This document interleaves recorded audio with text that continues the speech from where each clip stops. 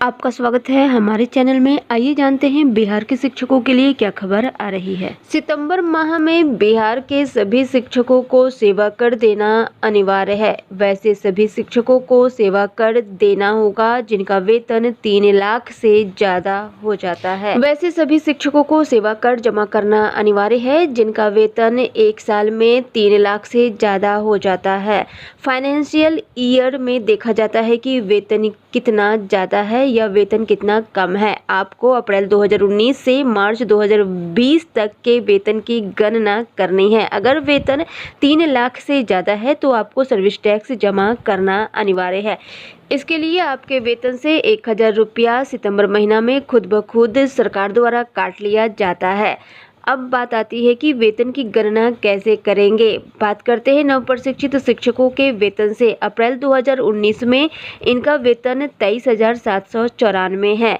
मई 2019 में इनका वेतन 23,794 है।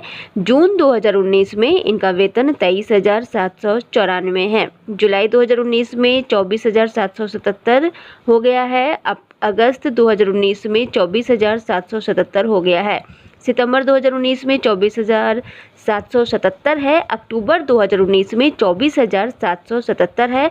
नवंबर 2019 में 24,777 है। दिसंबर 2019 में 24,777 है। जनवरी 2020 में 25,491 है। फरवरी 2020 में इनका वेतन 25,491 है। मार्च 2020 में इनका वेतन 25,491 है। अगर इनका कुल योग जोड़ा जाए तो 2,96,517 रुपये आएगा, अर्थात 3 लाख रुपए की राशि से कम है तो इनका सर्विस टैक्स जमा नहीं होगा। वैसे सभी शिक्षक जिनका वेतन 3 लाख से कम है उनको सर्विस टैक्स जमा नहीं करना है। इसमें नव प्रशिक्षित शिक्षक आ जाते हैं। ये भी कहा गया है कि जिन शिक्षकों को एरियर की राशि नहीं मिली है वे शिक्षक सर्विस टैक्स जमा नहीं करेंगे। नव प्रशिक्षित शिक्षकों को हिदायत दी गई है कि वे अपने वेतन की गणना कर लें। जिनको एरियर की राशि नहीं मिली है वो अपना सर्विस टैक्स नहीं कटाएंगे और बाकी जो बचे सभी शिक्षक हैं उनका वेतन 3 लाख से अधिक है, उन सभी शिक्षकों का सितंबर माह में सर्विस टैक्स काट लिया जाएगा। इसी तरह से सभी शिक्षक अपना वेतन जोड़ लेंगे। अप्रैल 2019 से मार्च 2020 तक का वेतन जोड़ा जाएगा। आपको अगर इस बीच एरियर मिला है तो वो भी आप जोड़ लेंगे। जिनको एरियर नहीं मिला है वो अपना एरियर नहीं जोड़ेंगे, अर्थात अप्रैल 2019 से मार्च 2020 तक जो भी आपको डीए का एरियर या जो भी एरियर मिला है सभी को जोड़ करके अगर आपका वेतन 3 लाख से अधिक होता है तो आपका सर्विस टैक्स लगेगा। अगर सभी को जोड़ करके आपका वेतन 3 लाख से कम है तो आपको सर्विस टैक्स नहीं देना है।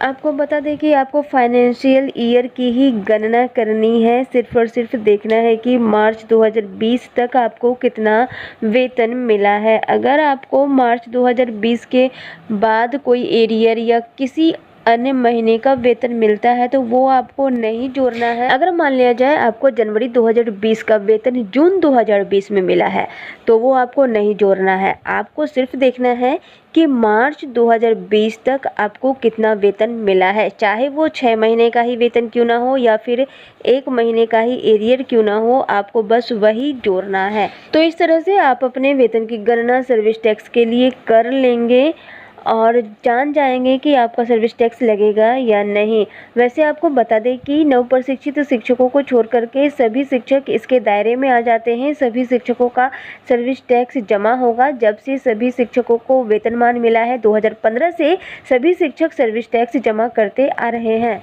इन सभी शिक्षकों का सर्विस टैक्स बिहार शिक्षा परियोजना स्थापना के द्वारा सीधे काट लिया जाता है। इनके वेतन की गणना कर ली जाती है और काट लिया जाता है। पिछले बार कई ऐसे शिक्षक भी थे जिनका 3 लाख से वेतन कम था, उनका भी सर्विस टैक्स काट लिया गया था। बाद में उनके पैसे को लौटाया गया। लेकिन इस बार सभी शिक्षक ध्यान देंगे क्योंकि पैसे को वापस लेने में काफ़ी दिक्कतों का सामना करना पड़ता है।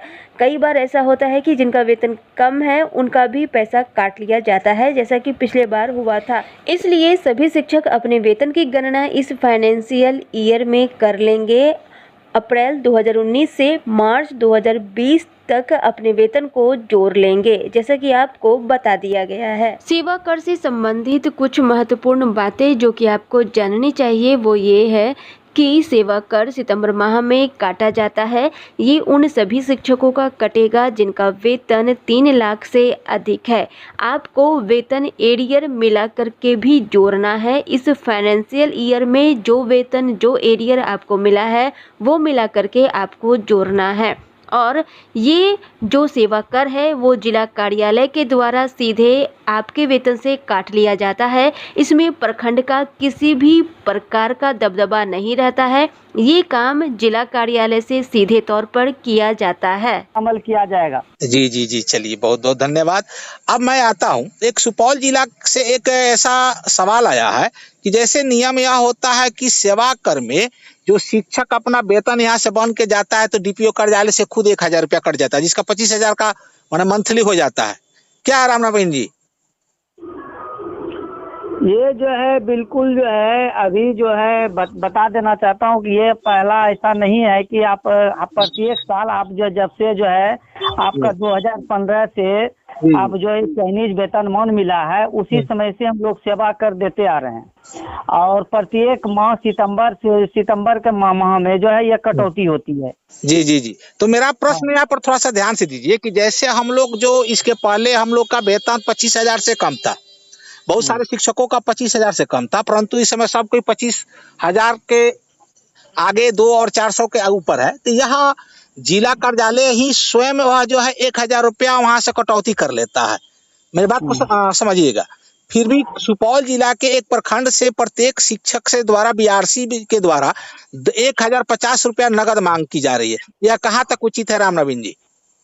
ये बिल्कुल गलत है। अगर कोई कर रहे हैं तो ये मैं कहता हूँ कि वह ये कार्य जो है बिल्कुल घिनौना कार्य है और 1,000 रुपया जो संभवता है वह वेतन जिसमें आपका बनता है उसमें जो 1,000 रुपया काट के ही जो है वह दूसरे फंड में आपको आवंटित कर देता है, उसी में आपका काट के एक मुश्त वह राशि जो है चला जाता है सेवा कर में। जी, तो यह तो मान के चलिए कि आपका जवाब जो एकदम यहाँ माने उचित है कि इसमें सेवा कर की सीधे जिला कार्यालय से काटा जाता है, यह प्रखंड का कोई इसमें दबदबा नहीं है। नहीं। जी जी जी जी, चलिए।